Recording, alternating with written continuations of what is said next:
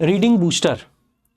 भाई आज का रीडिंग बूस्टर काफ़ी बढ़िया है, काफ़ी अच्छा टॉपिक हमने लिया है आज, और बढ़िया बढ़िया क्वेश्चंस भी हैं। और आज क्वेश्चंस ज़्यादा हैं, नंबर ऑफ क्वेश्चंस ज़्यादा हैं। 6 तो क्लोज टेस्ट पे बेस्ड क्वेश्चन है और 10 पैसेज पे बेस्ड क्वेश्चंस हैं। सो अ हेल लॉट ऑफ क्वेश्चंस है ना, तो बढ़िया रहेगा। तो एक बार फटाफट से तैयारी से बैठ जाइए पूरा। डेली का बूस्टर आपको देखना ही चाहिए, इधर उधर की सारी चीजें छोड़ दीजिए, कुछ नहीं देखना है, रीडिंग बूस्टर देखना आपके लिए मस्ट है, आपके लिए मैंडेटरी है। सो नाउ मैं आप लोगों को एक बार थोड़ा थोड़ा टाइम देना चाहूंगा। ये पहली स्लाइड आपके पास है, ठीक है, एक बार देखें और पढ़ने का प्रयास करें कि सर जी ये जो 2 ब्लैंक है इनमें क्या क्या आएगा। एक बार रीड कर लीजिए पैसेज को जल्दी से। दूसरी स्लाइड आपके सामने, इसको भी पढ़ लो। लास्ट स्लाइड है, पढ़ो इसको भी। 3 स्लाइड में मजा आएगा पढ़ने में। थोड़ा सा स्पीड भी बढ़ाएंगे आज, बढ़ा दें स्पीड, उतना ही रहने देते हैं। चलो भाई, so now let's start reading booster. Slide number 1 आपके सामने।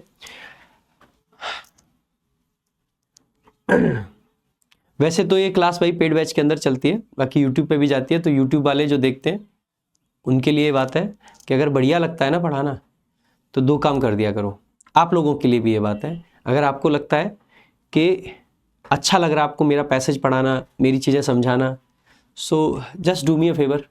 जब कोई आपसे आके पूछता है कि इंग्लिश बहुत कमज़ोर है और सीखने का कोई स्कोप ही नहीं उसको लग रहा है, उसको जाके सजेशन दीजिए कि यहाँ से पढ़ लो, आके काम चल जाएगा। इतना सा सजेशन दे दीजिए उसको, बहुत है उतना ही। इतना फेवर आप मेरे लिए करते रहिए, बाकी मैं फेवर आपके लिए कर ही रहा हूँ, है। तो जस्ट इतना सा आपको करना है कि अगर कोई भी आपसे पूछता है कि इंग्लिश में दिक्कत है, इवन अगर आपके आसपास में, आपके आस पड़ोस में, परिवार में कोई ऐसा व्यक्ति है जो यूपी पुलिस में लगा है, रेलवे में, यूपी पुलिस में लगा है मतलब यूपी पुलिस की तैयारी में लगा है, यूपी पुलिस की तैयारी कर रहा है, रेलवे की तैयारी कर रहा है, या और स्टेट एग्जाम्स की तैयारी कर रहा है, लेखपाल बनना चाह रहा है, उसको बताइए कि इंग्लिश पढ़ ले, बहुत सारे एग्जाम्स के रास्ते खुल जाएंगे। और इंग्लिश कहाँ से पढ़ ले, कभी भी इंग्लिश नहीं पढ़ी है तो भी मैं समझा दूंगा, इस बात की मैं गारंटी लेता हूँ, ठीक है। तो जस्ट सजेशन जरूर देना है, तो जाके एक एक 2 लोगों को सजेस्ट करो कम से कम, ठीक है। आ जाइए, सो लेट्स स्टार्ट। सेंटेंस यहाँ से शुरू होता है आपका। सो कॉल, देखो जब भी सेंटेंस के स्टार्टिंग में आपकी V1 आ जाती है तो इनको हम इंपेरेटिव सेंटेंस बोलते हैं। इंपेरेटिव सेंटेंसेस वर्ब की फर्स्ट फॉर्म से शुरू होते हैं। यू इसमें आपका अनरिटन सब्जेक्ट होता है, ठीक है, यानी कि उसको लिखा नहीं जाता है लेकिन सब्जेक्ट यू माना जाता है, ठीक है।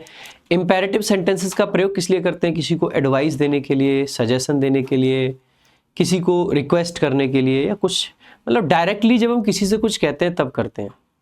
यहाँ पे जब आप इसको थोड़ा सा फील करोगे ना, कॉल इट अ ब्लेसिंग और अ कर्स ऑफ मदर नेचर, आपको अंदर से फील आएगा ना तो हम किसी को ऑर्डर दे रहे हैं, ना किसी को एडवाइस दे रहे हैं, ना किसी को सजेशन दे रहे हैं, ना रिक्वेस्ट कर रहे हैं, फिर ये इंपेरेटिव कैसे है? देखो कहने को ये इंपेरेटिव है, कायदे की बात है कि ये इंपेरेटिव नहीं है।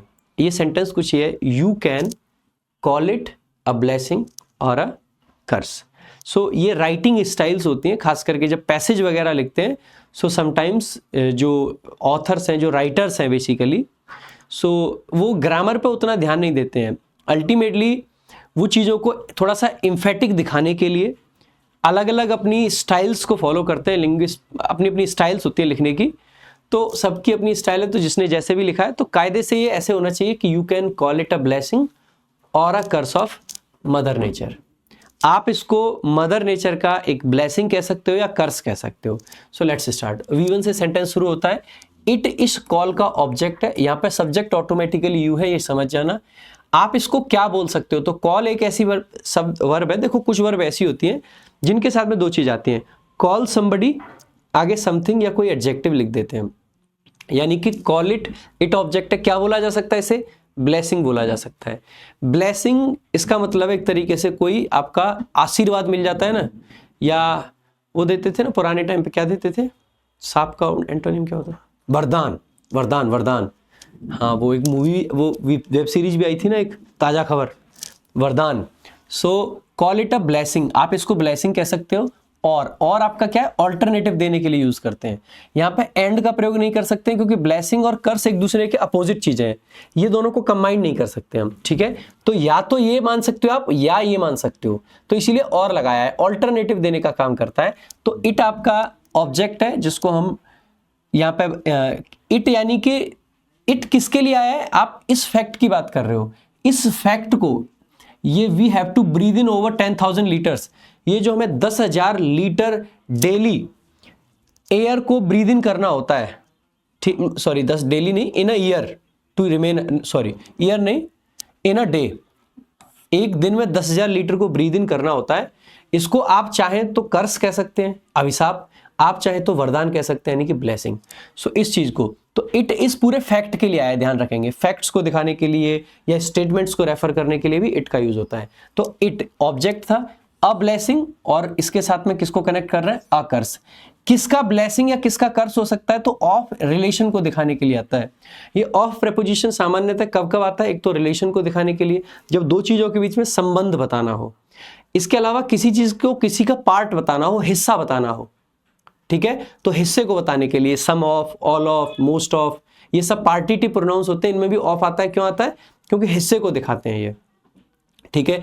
इसके अलावा हम बोल सकते हैं the roof of the building, तो किसकी रूफ, बिल्डिंग की, क्योंकि रूफ बिल्डिंग का पार्ट है, हिस्सा है, तो ऑफ आ रखा है, ठीक है। इसके अलावा सिलेक्शन वगैरह को दिखाने के लिए भी हम ऑफ का यूज करते हैं, वन ऑफ हो गया, सब में से एक को सेलेक्ट कर रहे हैं, इसीलिए सुपरलेटिव डिग्री के साथ में आप पाओगे द बेस्ट ऑफ ऑल, तो सुपरलेटिव के साथ में भी ऑफ आता है। तो ऑफ के ये कुछ यूसेज है जो कि आपको ध्यान में रखने चाहिए, ठीक है।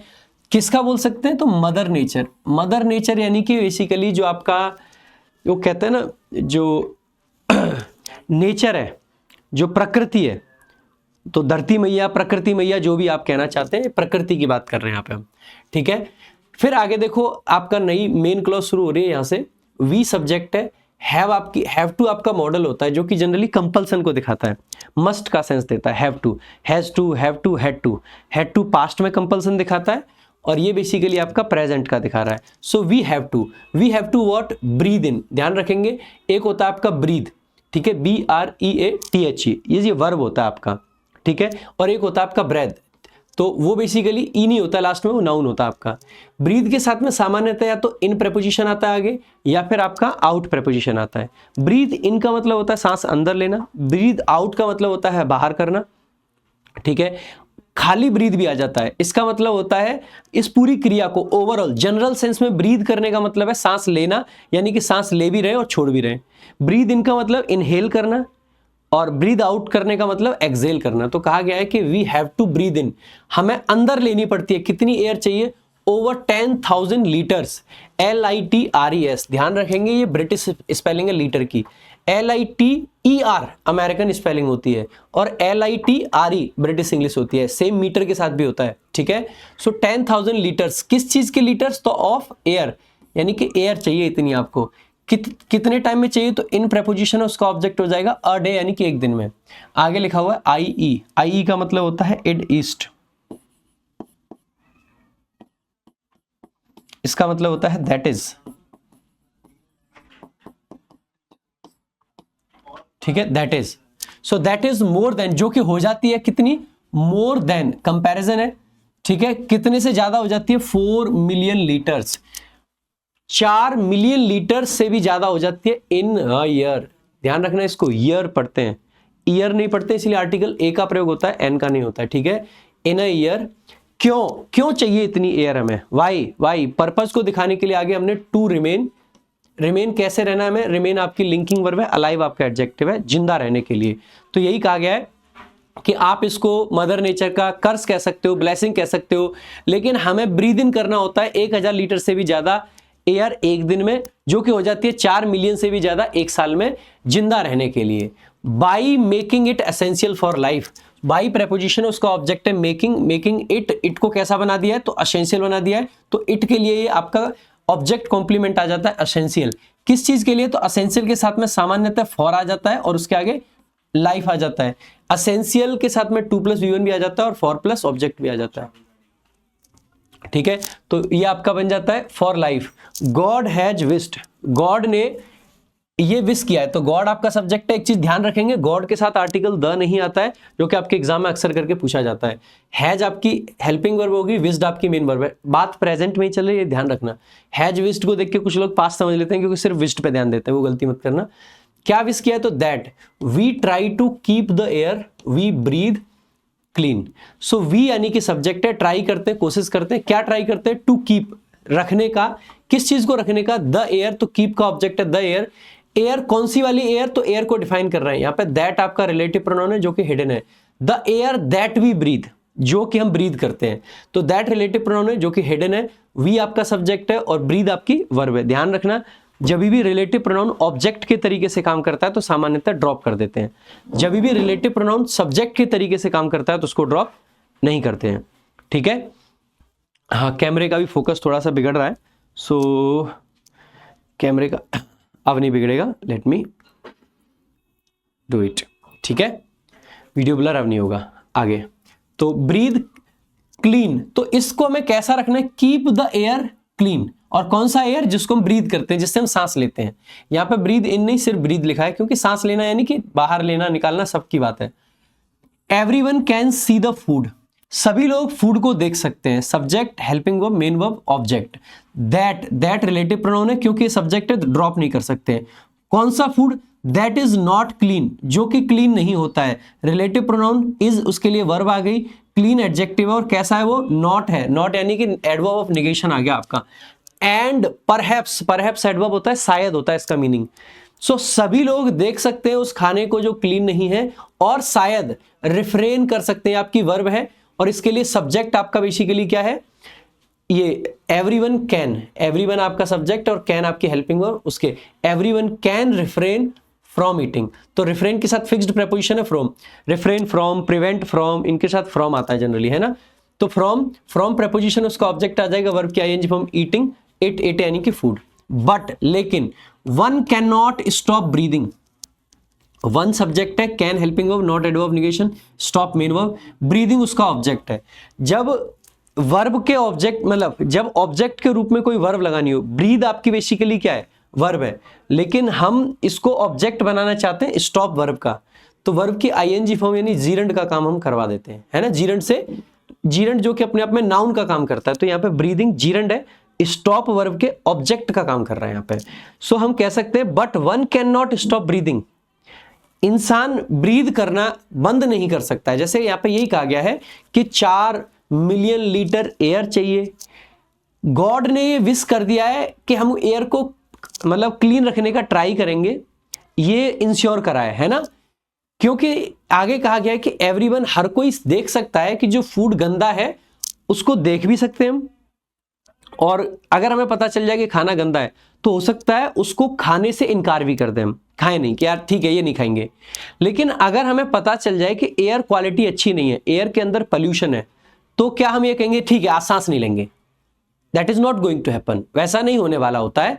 हमें खूब पता हो कि ये एयर कितनी भी गंदी है, हम सांस लेना बंद नहीं कर सकते। सो यहां पे यही कहा गया है, but one can not stop breathing even if, बेशक one can feel the air to be dash. So even if आपका कंजंक्शन आ जाएगा, इफ पे एम्फेसाइज करने के लिए इवन आया यहाँ पे। वन आपका सब्जेक्ट है, कैन आपकी हेल्पिंग वर्ब है, फील मेन वर्ब है, द एयर उसका ऑब्जेक्ट है। One can feel the air, कोई भी फील कर ले बेशक। टू बी कैसा होना उसका फील कर ले, टू बी पॉल्यूशन आना चाहिए, पॉल्यूटेंट आना चाहिए, पॉल्यूटेड आना चाहिए, पॉल्यूटिंग आना चाहिए। देखो टू बी, एयर कैसी होनी चाहिए, एयर कैसी होनी चाहिए, तो हमें चाहिए एडजेक्टिव। हमें कैसे चाहिए? एडजेक्टिव, ठीक है। एडजेक्टिव अगर चाहिए तो पॉल्यूटेंट तो आपका नाउन है। पॉल्यूटेंट का मतलब है वो जो किसी चीज को पॉल्यूट करे। मतलब पॉल्यूटेंट्स का मतलब हो जाता है, जैसे ये पानी है, ठीक है, अगर इस पानी में मैं कुछ गलत चीज डाल दूं तो इसके अंदर मैं पॉल्यूटेंट्स डाल दूंगा। पॉल्यूटेंट्स मतलब वो बैक्टीरियाज या वो चीजें जो किसी चीज को पॉल्यूट करती है, खराब करती हैं। पॉल्यूट वर्ब होती है। पॉल्यूशन उससे बनने वाला नाउन है। हम ये थोड़ी कहेंगे कि एयर जो है वो पॉल्यूशन है, एयर जो है वो पॉल्यूशन नहीं है। एयर के अंदर पॉल्यूशन हो सकता है, तो पॉल्यूशन भी आपका नहीं हो सकता है। हमें कैसा चाहिए? एयर कैसी है, एडजेक्टिव बताना है। एडजेक्टिव चाहिए, तो अब आपके ईडी फॉर्म से भी एडजेक्टिव बनते हैं और आईएनजी फॉर्म से भी एडजेक्टिव बनते हैं। एयर किसी को पल्यूट कर रही है या एयर खुद पल्यूटेड है? हम क्या कहना चाहते हैं? एयर किसी को पल्यूट कर रही है या एयर खुद पल्यूटेड है? कहना क्या चाहते हैं हम लोग? हम कहना चाहते हैं कि एयर खुद पल्यूटेड है। बात समझने का प्रयास करना एक बार फिर से, एक बार समझे। ये मार्कर पे जम्स हैं, ठीक है। अगर मैं इस मार्कर को इस पानी में डुबो दूंगा तो ये पानी पोल्यूटेड हो जाएगा, क्योंकि इसके ऊपर कुछ जम्स हैं जो कि पोल्यूटेंट है ना। तो आप ऐसे कह सकते हैं इसको। सो पोल्यूटिंग का मतलब है जो पोल्यूट करे, जो पोल्यूट करे, जो दूषित करे। पोल्यूटेड का मतलब है जो दूषित हो। पोल्यूटेंट का मतलब है जो प्रदूषण के कण हैं, और पोल्यूशन का मतलब है खुद प्रदूषण, ठीक है। तो ध्यान रखेंगे, पोल्यूटेड करेक्ट आंसर हो जाएगा। आगे नई क्लॉज शुरू हो रही है यहां से, नया सेंटेंस। सेवरल यानी कि बहुत सारे harmful and noxious substances can contaminate the air we breathe. कहा गया है बहुत सारे हार्मफुल और नॉक्सियस, एंड कंजंक्शन है, ये दोनों ही एडजेक्टिव है। हार्मफुल और नॉक्सियस दोनों एक दूसरे के सिनोनिम है एक तरीके से, ठीक है। क्या सब्सटेंसेस यानी कि चीजें, कुछ पदार्थ, can contaminate, can helping verb, contaminate main verb. Contaminate करने का मतलब होता है पल्यूट करना, दूषित करना, ठीक है। ये दूषित कर सकते हैं किसको? द एयर, उस एयर को। कौन सी एयर को? जिसको हम ब्रीथ करते हैं, we breathe. So that we breathe, यहां पे दैट रिलेटिव प्रोनाउन है जो कि हिडन है भाई, ध्यान रखेंगे। That we breathe. जनरली, सामान्यतः, much is said and written about outdoor air pollution. कहा गया है मच यानी कि बहुत कुछ, इज सैड कहा जाता है, एंड रिटन लिखा जाता है, किसके बारे में? अबाउट आउटडोर एयर पोल्यूशन, जो बाहर का एयर पोल्यूशन है। बाहर का यानी कि घरों के बाहर, ऑफिसेस के बाहर, जो रोड पे है, उस पोल्यूशन के बारे में बहुत कुछ कहा जाता है और लिखा जाता है। मोस्ट ऑफ विच यानी कि most of the air pollution is किसकी वजह से है? तो मोस्ट ऑफ विच आपका सब्जेक्ट है, इज आपकी वर्ब है। Is dash vehicular and industrial exhaust. Exhaust का मतलब क्या है? आपने घरों में देखे एग्जॉस्ट फैन लगवा देते हैं घर के अंदर की जो गर्मी है उसको बाहर फेंकने के लिए। ऐसे ही इंडस्ट्री के अंदर क्या है? एग्जॉस्ट लगे होते हैं। इंडस्ट्री में अंदर मशीनें चल रही होती हैं जिसमें से बहुत सारा कार्बन निकलता है। उन कार्बन को निकालने के लिए बड़ी बड़ी चिमनी टाइप ऊपर लगा देते हैं, उसमें से धुआं निकल रहा होता है, तो वो क्या है? एग्जॉस्ट है। ऐसे ही गाड़ी है, गाड़ी के अंदर जब इंजन चलता है तो उससे धुआं निकलता है। धुआं को निकालने के लिए साइलेंसर जो है वो किसका काम कर रहा है? एग्जॉस्ट का काम कर रहा है, उससे चीजें बाहर निकल रही हैं।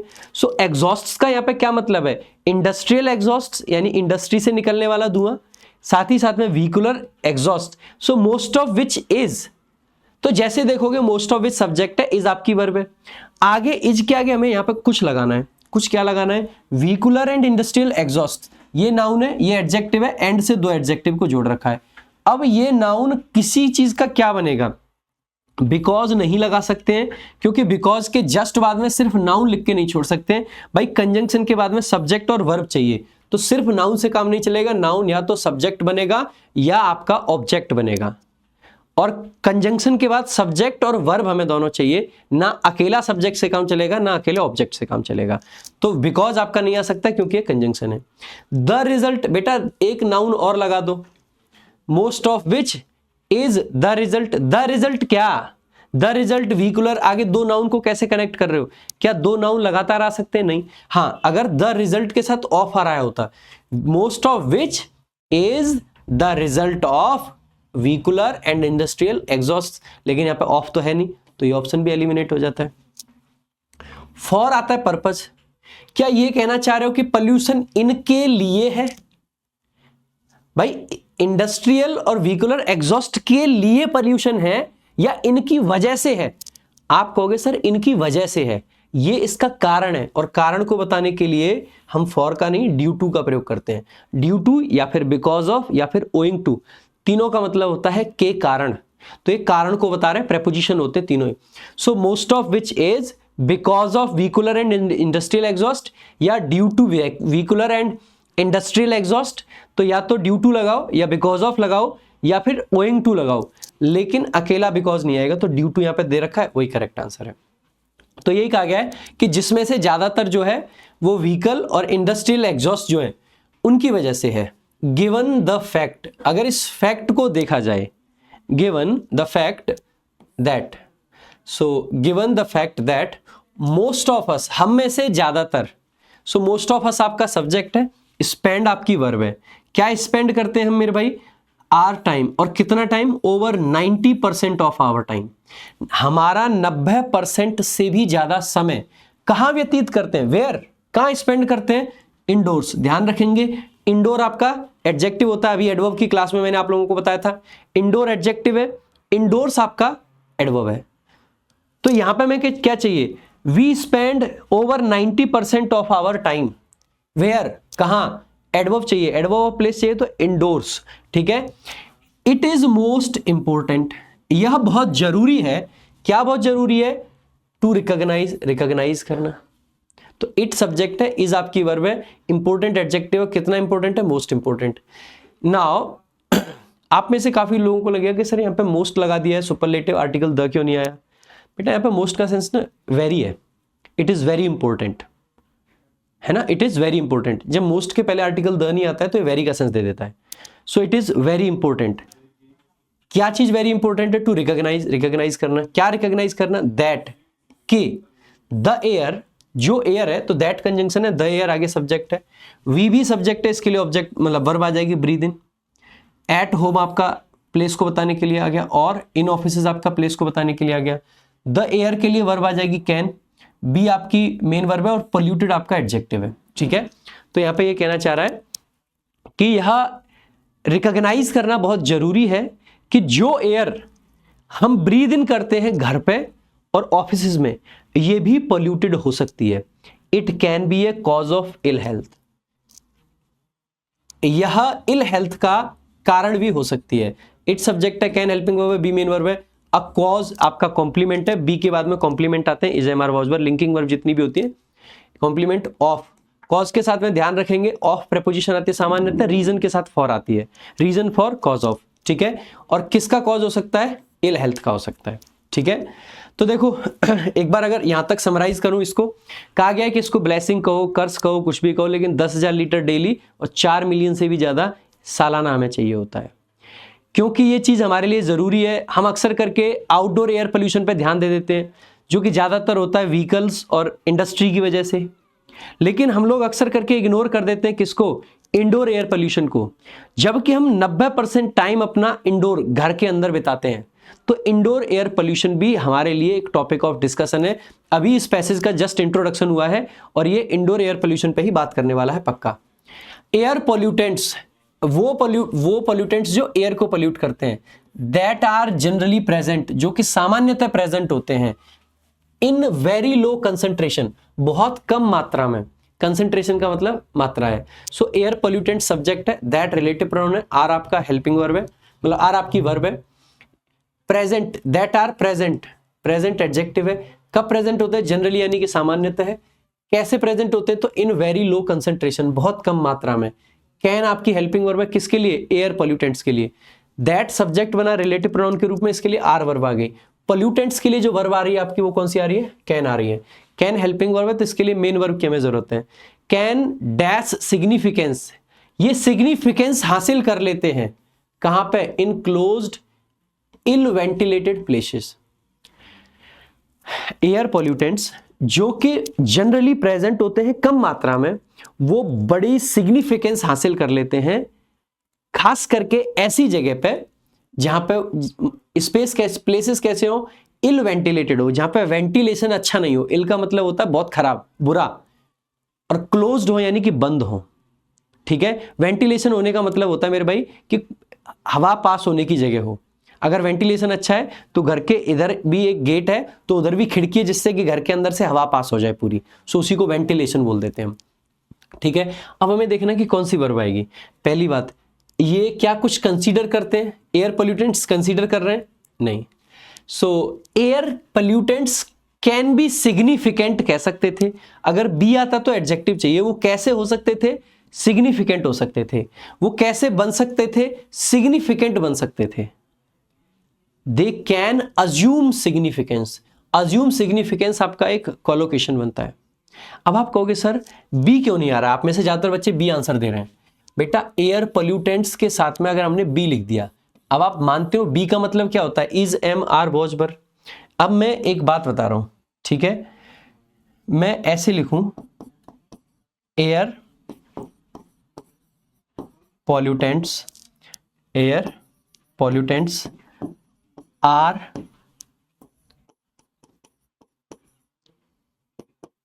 सिग्निफिकेंस। तो क्या ये सेंटेंस सही है?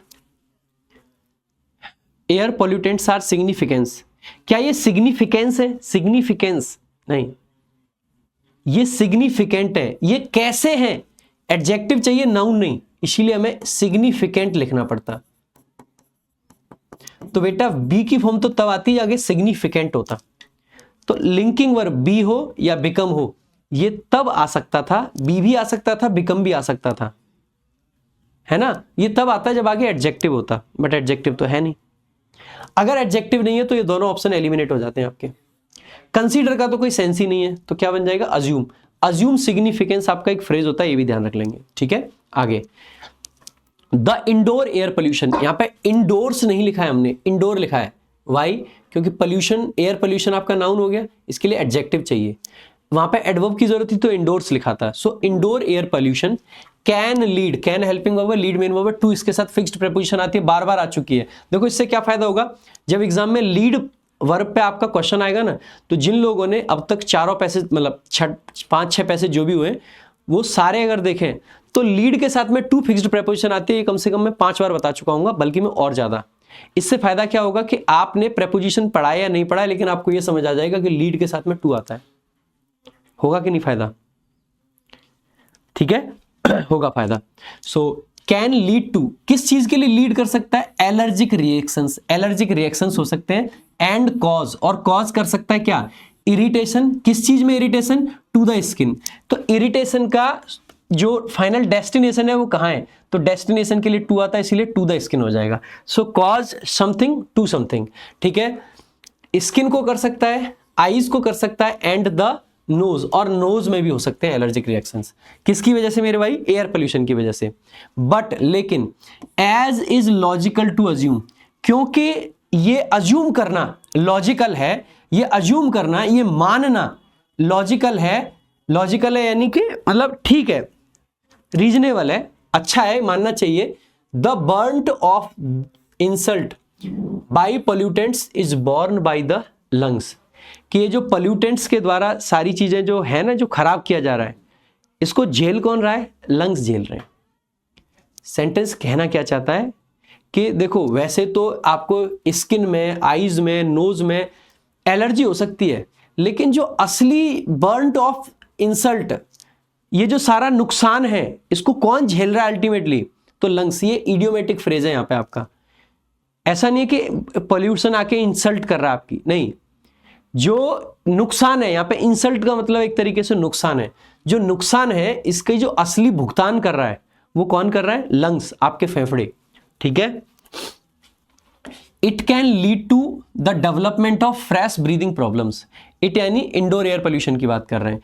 कैन लीड टू, यह आपको लीड कर सकता है कहां के लिए, डेवलपमेंट यानी कि विकास। किस चीज का विकास होगा, फ्रेश ब्रीदिंग प्रॉब्लम्स का, यानी कि नई नई ब्रीदिंग प्रॉब्लम्स, सांस की नई नई बीमारियां आपको हो सकती हैं। ऑफ प्रेपोजिशन, उसका ऑब्जेक्ट प्रॉब्लम्स, कैसी प्रॉब्लम्स, ब्रीदिंग, और कैसी प्रॉब्लम्स है जो कि फ्रेश हैं। स्पेशली, खास तौर पर, विशेष तौर पर, इन दोज, उन लोगों में, हु, ध्यान रखना हु के पहले दोज आता है, दे नहीं आएगा या देम नहीं आएगा।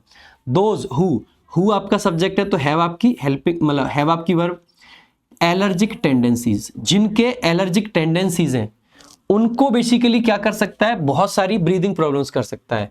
और या it can worsen the existing respiratory illness, it can worsen, ये और खराब कर सकता है। वर्स आपका एडजेक्टिव होता है कंपैरेटिव डिग्री में, उसी से वर्ब बनी है वर्सन। वर्सन करना यानी कि और खराब करना। क्या खराब कर सकता है, द एग्जिस्टिंग रेस्पिरेटरी इलनेसेस, जो अभी एग्जिस्टिंग का मतलब है जो पहले से प्रेजेंट है। रेस्पिरेटरी इलनेसेस जैसे कि अस्थमा और ब्रोंचाइटिस, इन बीमारियों को ये और खराब कर सकता है और बुरा कर सकता है। आगे, there can be several sources of indoor air pollution. There से शुरू हुआ, कैन हेल्पिंग वर्ब है, बी मेन वर्ब है, सेवरल सोर्सेज आपका सब्जेक्ट है, ध्यान रखेंगे, ठीक है, सब्जेक्ट है। किसके सोर्सेज भाई? इंडोर एयर पोल्यूशन के। इंडोर एयर पोल्यूशन के बहुत सारे सोर्सेज हो सकते हैं। सबसे पहले हमने बताया कि इंडोर एयर पोल्यूशन से नुकसान क्या क्या हो रहे हैं, अब उसके सोर्स भी बता रहे हैं। सोर्स क्या है मेरे भाई उसके? Tobacco smoke is one of the most important air pollutants in closed places. यानी कि जो तंबाकू की स्मोक है ये क्लोज्ड प्लेसेस में one of the most important air pollutants में से एक है। जो सबसे ज्यादा इंपॉर्टेंट एयर पोल्यूटेंट्स हैं उनमें से एक है टबैको स्मोक। आगे बताया गया पैसिव स्मोकिंग। पैसिव स्मोकिंग पे अगर आप लोगों ने ना भी देखा हो तो let me take you there, ठीक है। अगर आपने नहीं देखा है ना तो मैं आपको एक वीडियो जस्ट सजेस्ट कर देता हूँ। वाईटी पे जब जाओगे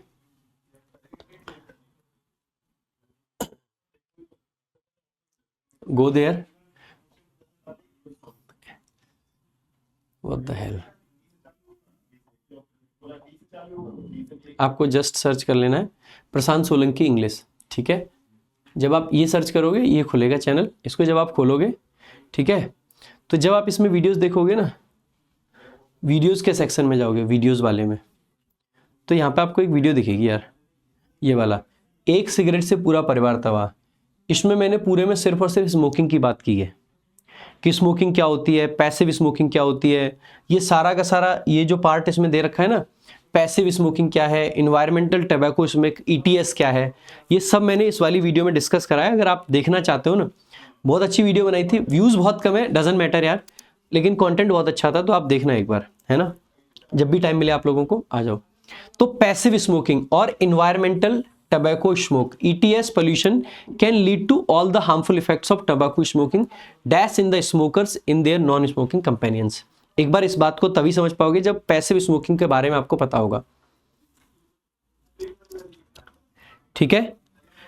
समझना पैसिव स्मोकिंग का क्या मतलब है। मैं सिगरेट पीता हूं, अज्यूम कर लो मैं पीता नहीं हूं, ठीक है, मान लीजिए मैं सिगरेट पीता हूं, मैंने धुआं उड़ाया, मेरे बगल में आप खड़े हैं, आपके अंदर धुआं गया, आपने सिगरेट नहीं पी लेकिन आप पैसिव स्मोकर हो, ये पैसिव स्मोकिंग कहलाती है। या फिर मैंने बहुत सारी सिगरेट पी तो धुआं जो है ना मेरे कपड़ों पे जम गया, मैं घर गया, मैंने घर जाके कपड़े उतार के टांगे, जैसे ही मैं कपड़ों को उतारूंगा कपड़ों में मूवमेंट बहुत ज़्यादा होगी, जैसे जैसे कपड़ों के अंदर मूवमेंट होगी, जो पोल्यूटेंट्स मेरे कपड़ों पे जमे थे या मेरे बालों पे जमे थे वो उतर के नीचे गिरने लगेंगे। नीचे मेरी बेटी खड़ी है, वो बेटी के अंदर जाएंगे तो बेटी मेरी पैसिव स्मोकर बन जाएगी।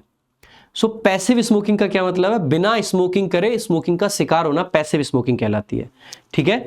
आगे देखेंगे तो यही है पैसिव स्मोकिंग, या फिर इसी का दूसरा नाम है इन्वायरमेंटल टबैको स्मोक, जिसको ETS बोला जाता है। ये जो पोल्यूशन है ये आपका पूरा सब्जेक्ट है।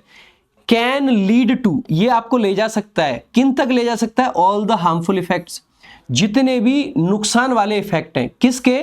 तंबाकू स्मोकिंग के, जो कि पाए जाते हैं स्मोकर्स में। तो आप कह दोगे जो कि पाए जाते हैं, तो यहां से सेंटेंस को समझने का प्रयास करना, पैसिव स्मोकिंग कहें या इन्वायरमेंटल टबैको स्मोक कहें, ETS पोल्यूशन कहें।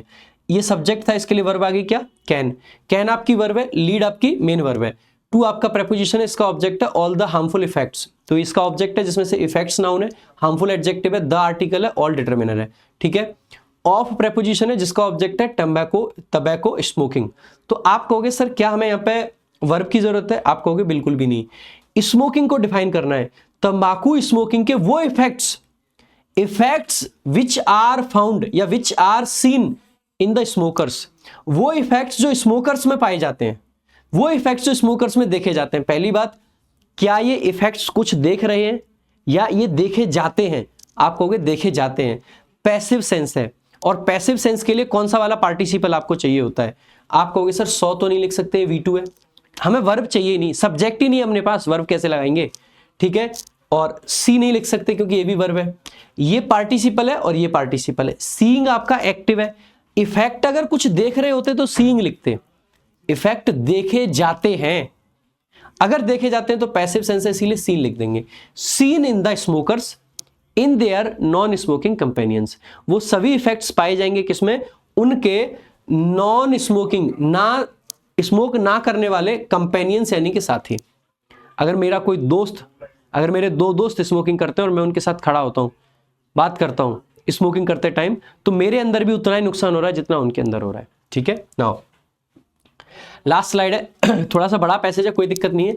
ETS as a health hazard has been unequivocally proven and is also getting social recognition now. ETS वही environmental तंबाकू स्मोक है ना, as a health hazard, एक हेल्थ हैजार्ड के रूप में एज एग्जांपल देने के लिए यूज हुआ है, तो इसका ये ऑब्जेक्ट बन जाएगा। ETS सब्जेक्ट है, इसके लिए वर्ब आ जाएगी हैज बीन, आपकी मेन वर्ब हो जाएगी। ये क्या है, हैज बीन प्रूवन, ऐसा प्रूव कर दिया गया है। ध्यान रखेंगे प्रूव की थर्ड फॉर्म होती है प्रूव्ड, लेकिन एडजेक्टिव फॉर्म होती है प्रूवन। ठीक है, तो क्योंकि ये प्रूव हो चुका है, ये फैक्ट है, ये आप हम बेसिकली स्टेट बता रहे हैं। और कैसे, अनइक्विवोकली। इक्विवोकल का मतलब होता है जो क्लियर ना हो, अनक्लियर, तो अनइक्विवोकल का मतलब हो जाएगा क्लियर, तो अनइक्विवोकली का मतलब हो गया क्लियरली।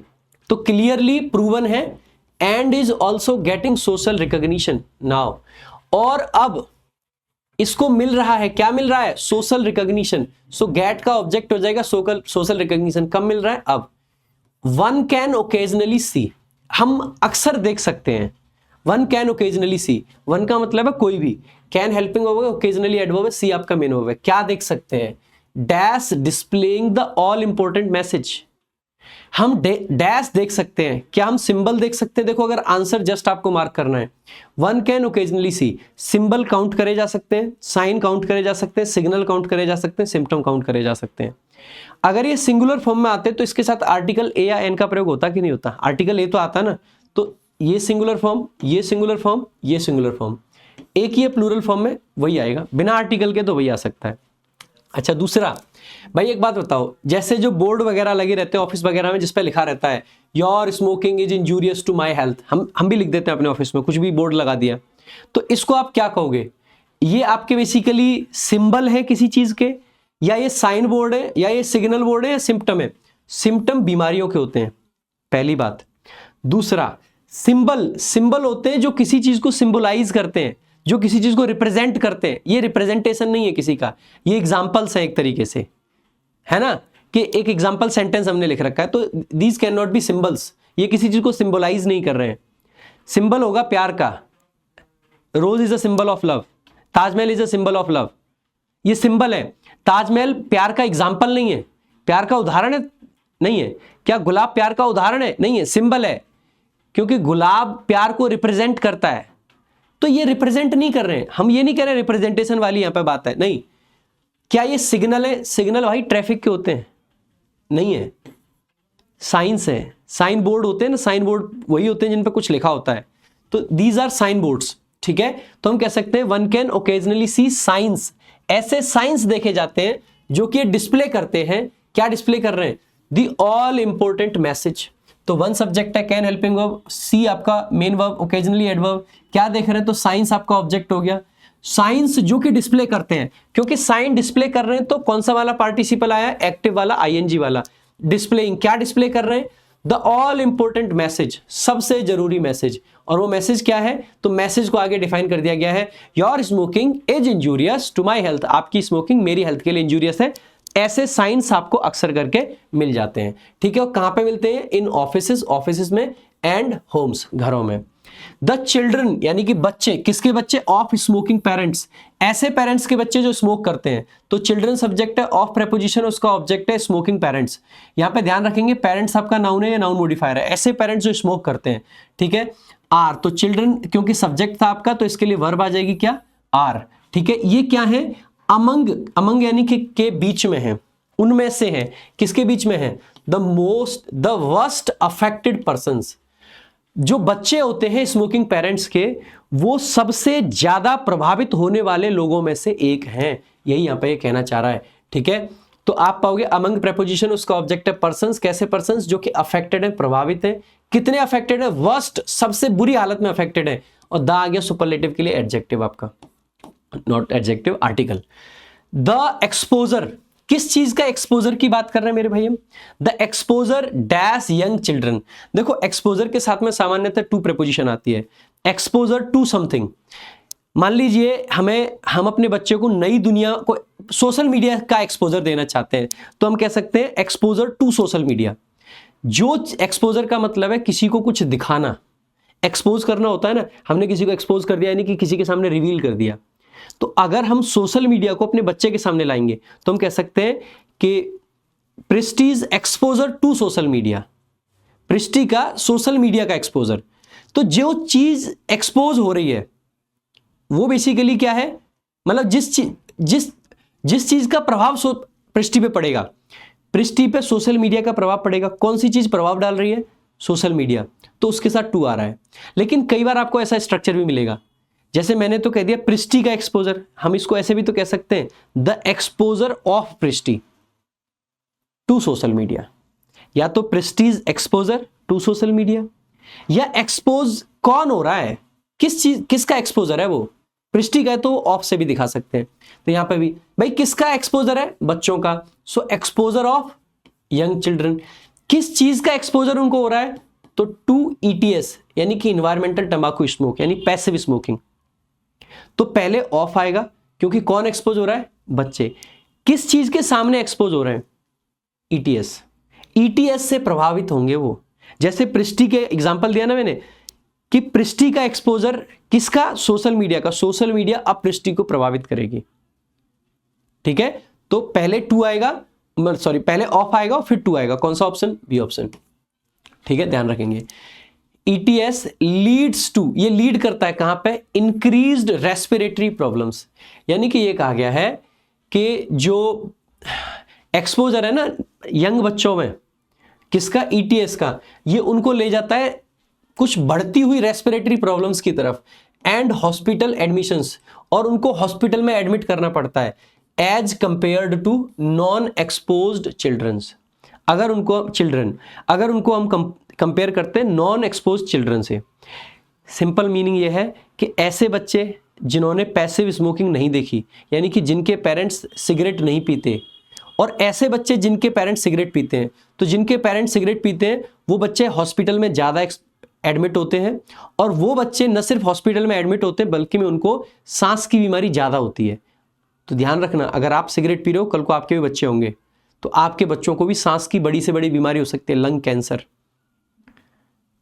ठीक है। मेरी बच्ची का नाम प्रेस्टी है, और प्रेस्टी इस चीज़ को लेके मतलब बहुत लकी है कि उसके पेरेंट्स ना सिगरेट पीते हैं ना अल्कोहल लेते हैं, वो बहुत अच्छा है। तो आप भी ऐसे ही रहें कि आपके बच्चे लकी फील करें।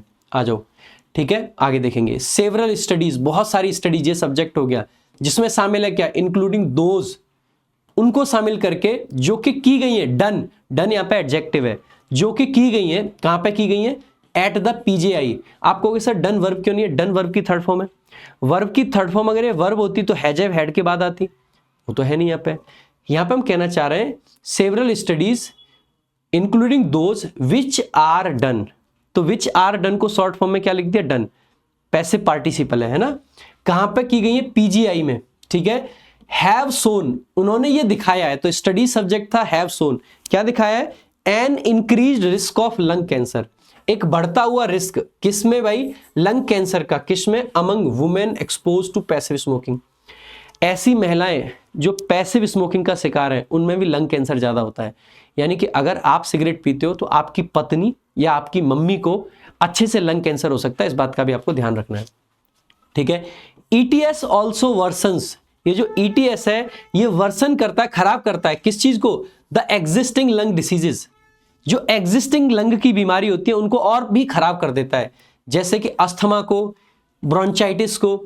इट मे बी रिस्पॉन्सिबल, ऐसा भी हो सकता है कि ये जिम्मेदार हो फॉर, किस चीज के लिए? द डेवलपमेंट, किस चीज का डेवलपमेंट? अस्थमा इन चिल्ड्रन, बच्चों में अस्थमा का जिम्मेदार भी हो सकता है। तो भाई बहुत अच्छा पैसेज था, एक बार देख लेते हैं इसके बारे में। So what is the tone of the passage, जो मैं नॉर्मली बताता था आज हमने एमसीक्यूज इस पे तैयार कर लिए, टोन ऑफ द पैसेज और इस पे। तो एक बार टोन बताओ कैसी है फटाफट से। देखो टोन को अगर समझना है तो पैसेज को समझना पड़ेगा। पैसेज में सबसे ज्यादा बात की गई है ईटीएस, इन्वायरमेंटल टंबाकू स्मोक, जो कि इंडोर पोल्यूशन का एक बहुत बड़ा कारण है। मेजर टॉपिक यही है।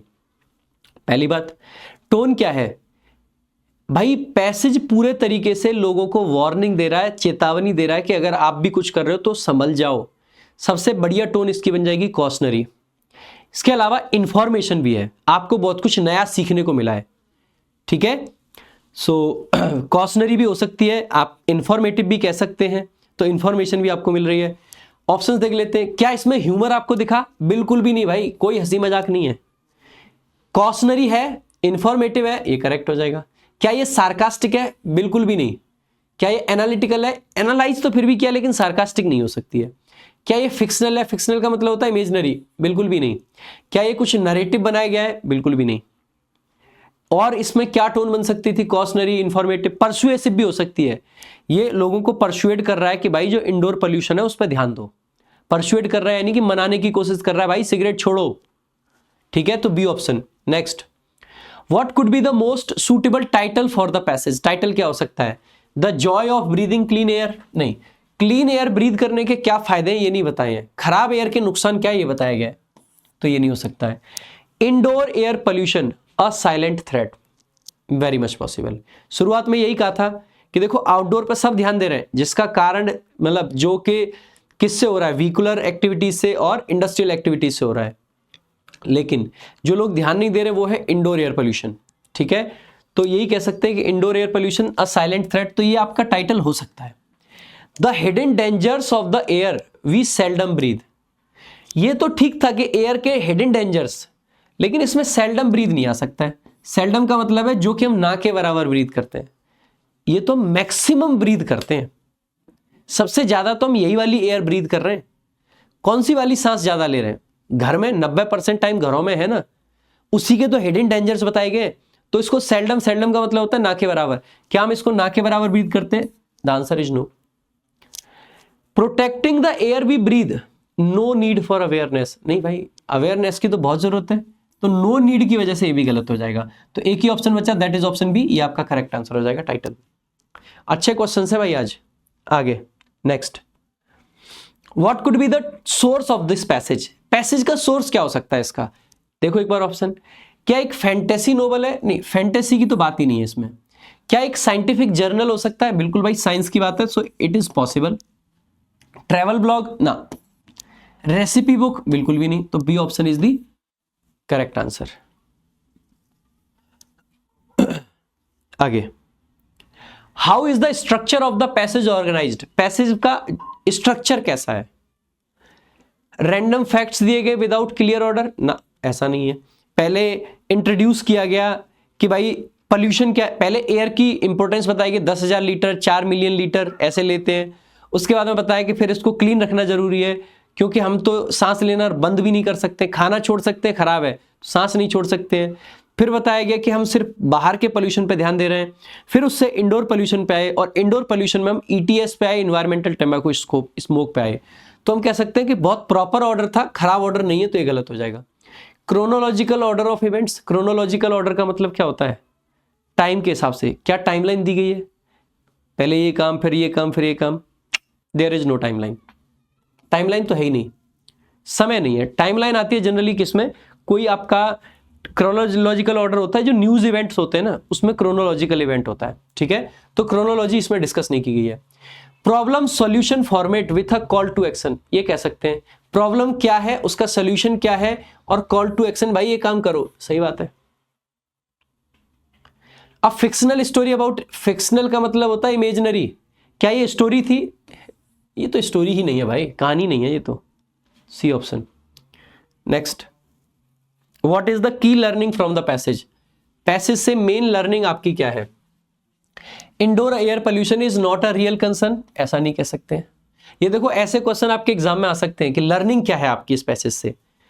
Passive smoking can have severe health effects? कह सकते हो बिल्कुल यार, very much possible. Air pollution only affects people who smoke? ना, इसमें बार बार ये कहा गया है कि आपके बच्चों को, आपकी बीवी को, आपकी मम्मी को, इस सबको हो सकता है, तो ये नहीं होगा। Air pollution is only caused by factories? सिर्फ फैक्ट्रीज से होता है? नहीं, बहुत कुछ और भी कारण है। So the answer is D option, sorry B option, not D, B option. आगे, what is the underlying theme of the passage? सारे इनडायरेक्ट क्वेश्चन आपको मिलेंगे जो कि मेंस में आते हैं। सब मेंस लेवल चल रहा है भाई, आ जाओ। The importance of outdoor air pollution, theme outdoor था भाई। आउटडोर पर तो सिर्फ इतना कहा कि व्हीकल और इंडस्ट्री की वजह से है, ये थीम नहीं हो सकती। थीम यानी कि मेन पार्ट क्या है। द इंपैक्ट ऑफ इंडस्ट्रियलाइजेशन, नहीं, इंडस्ट्रीज की बात ही नहीं करी है, सारी बात हुई है इंडोर की, ईटीएस की। ईटीएस या इंडोर मिल जाए वही आंसर होगा। The need to recognise and address indoor air pollution, very much possible, ये आपका हो सकता है। The effects of climate change, climate change की तो बात ही नहीं है, तो C option is the correct answer. Indoor air pollution इसमें आगे। According to the passage what is the term used to describe the exposure of non smokers to tobacco smoke, कौन सी टर्म है? ईटीएस था ना, environmental tobacco smoke pollution, ETS, बार बार तो बोल रहा हूं मैं। What is the antonym of the word noxious as used in the passage, passage में प्रयोग किए गए नॉक्सियस शब्द का एंटोनिम क्या होगा? क्या ये हार्मलेस है नॉक्सियस? भाई नॉक्सियस का एंटोनिम, नॉक्सियस यानी कि हार्मफुल, तो हार्मलेस इसका एंटोनिम हो जाएगा। टॉक्सिक सिनोनिम है, अबनॉक्सियस सिनोनिम है, न्यूट्रल तो नहीं बनेगा, तो हार्मलेस आपका करेक्ट आंसर होगा, क्योंकि हार्मफुल उसका मीनिंग होता है। According to the passage what is the specific health risk associated with exposure to, ETS का बच्चों में क्या रिस्क है? Increase risk of lung cancer, ये महिलाओं में था, लंग कैंसर का रिस्क महिलाओं में ज्यादा है, ये बच्चों में नहीं है। Worsening of existing respiratory illness, नहीं, बच्चों में नई नई बीमारी बनेंगी, बच्चों में पुरानी बीमारी कहां से आई?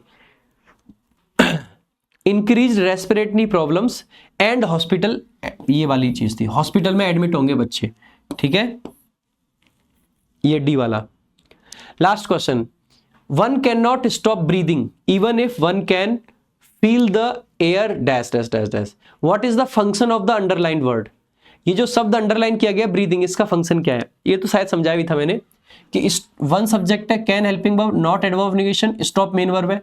स्टॉप व्हाट, व्हाट का आंसर क्या होता है? आप कहोगे सर ऑब्जेक्ट होता है, अगर ऑब्जेक्ट होता है तो फिर इसका मतलब है नाउन होगा, और यहाँ पे तो नाउन है नहीं, सारे के सारे क्या है? वर्ब है, पार्टिसिपल है, जीरंड एडवर्ब है। वर्ब तो वर्ब होता है, पार्टिसिपल एडजेक्टिव होता है, एडवर्ब एडवर्ब होता है, जीरंड आपका बेसिकली क्या होता है? नाउन होता है। So the correct answer is option C which is gerund, ठीक है। तो ये भाई 10 क्वेश्चन आपके थे, जो कि अलग अलग तरीके के क्वेश्चंस थे, जो कि एसएससी भी दिमाग लगाएगा ना तो इतना सोच पाएगा, उतने क्वेश्चंस मैंने आपको यहीं से करा दिए, ठीक है। रीडिंग बूस्टर से एसएससी में बहुत कुछ आएगा, मैं कह रहा हूं, यकीन मानो, सीजीएल तक मेरे साथ जुड़े रहो, इंग्लिश 50 में से 50 दिला दूंगा, जुड़े रहो, ठीक है। So this is all for today, थोड़ा सा लंबा हो गया आज के लिए, माफी भी चाहूंगा, थोड़ा सा लंबा हो गया बट कोई नहीं, this is all for today, thank you so much, जय हिंद, जय भारत।